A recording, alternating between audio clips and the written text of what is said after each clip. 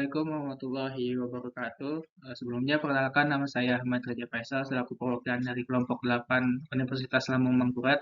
Jadi di sini kami akan membahas mengenai emotional quotient sebagai fondasi dalam pendidikan karakter. Sebelumnya izinkan saya memperkenalkan anggota kelompok saya. Yang pertama ada Ari Aji dan kedua ada Muhammad Amr Ramadhani.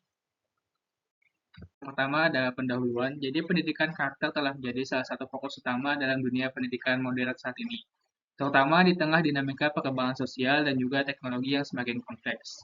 Karakter yang kuat pada peserta didik diharapkan dapat menjadi bekal utama bagi mereka dalam menghadapi berbagai tantangan kehidupan di masa depan. Di sisi yang lain, kemampuan mengelola emosi ataupun emotional quotient terbukti memainkan peran penting dalam membentuk pribadi yang stabil, berempati, dan juga mampu menjalin hubungan yang sehat dengan lingkungan sekitarnya. Emotional quotient bukan hanya keterampilan interpersonal, akan tetapi juga elemen kunci yang dapat menunjang keberhasilan akademis maupun pengembangan karakter yang positif. Emotional quotient dan pendidikan karakter. Kecerdasan emosional merupakan kemampuan seseorang dalam memonitoring perasaan dan emosinya, baik pada dirinya maupun orang lain di sekitarnya. Seterusnya mampu membedakan dua hal itu dan kemudian menggunakan informasi itu untuk membimbing pikiran dan tindakan selanjutnya. Seseorang dengan kecerdasan emosional yang memiliki perkembangan baik berkemungkinan besar akan berhasil dalam kehidupannya, karena mampu menguasai kebiasaan berpikir yang mendorong produktivitas. Emotional quotient sebagai fondasi pendidikan karakter di sekolah. Emotional quotient atau kecerdasan emosional adalah kemampuan seseorang untuk mengenali, memahami, dan mengelola emosi diri sendiri dan orang lain. Di lingkungan sekolah, emotional quotient berperan penting sebagai fondasi pendidikan karakter karena membantu siswa memahami perasaan mereka, berempati dengan orang lain, dan mengendalikan emosi secara sehat. Emotional quotient menjadi komponen utama dalam membangun karakter karena berkaitan langsung dengan kemampuan sosial dan etika yang mendukung sikap positif, seperti tanggung jawab, kejujuran, serta rasa hormat terhadap orang lain. Dalam pendidikan karakter, siswa tidak hanya dituntut untuk berperilaku baik, tetapi juga memahami alasan di balik sikap tersebut. Dengan emotional quotient yang baik, siswa mampu melihat konsekuensi dari tindakan mereka, sehingga menguatkan sikap yang bertanggung jawab.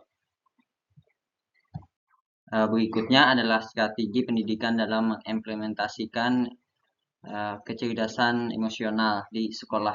Jadi strategi pendidikan dalam mengimplementasikan kecerdasan emosional di sekolah sesuai dengan Wina Sanjaya dalam bukunya yang berjudul Strategi Pembelajaran yang berorientasi pada standar proses pendidikan tentang konsep pembelajaran yang berorientasi pada aktivitas siswa, yaitu sebuah proses pembelajaran yang menekankan pada aktivitas siswa secara optimal.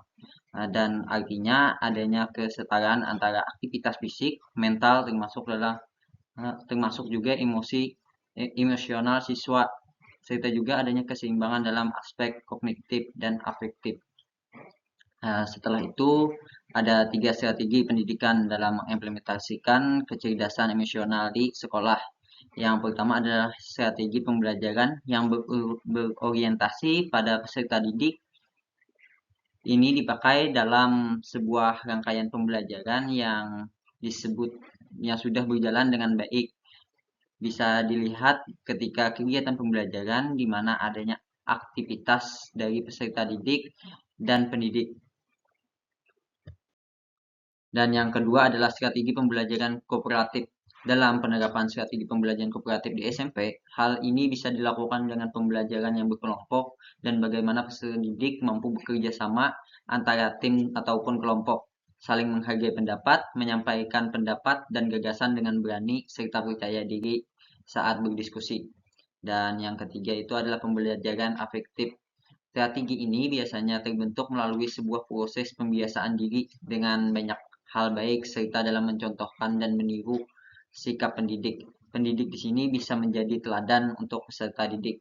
Hal itu antara lain adalah adanya empati antar sesama, ditunjukkan dengan sikap gotong royong antara peserta didik dengan peserta didik lainnya, dan saling menghormati dan menghargai antara peserta didik dan pendidik, serta sikap yang baik di lingkungan sekolah. Sekian presentasi dari kami kelompok 8. Wassalamualaikum warahmatullahi wabarakatuh.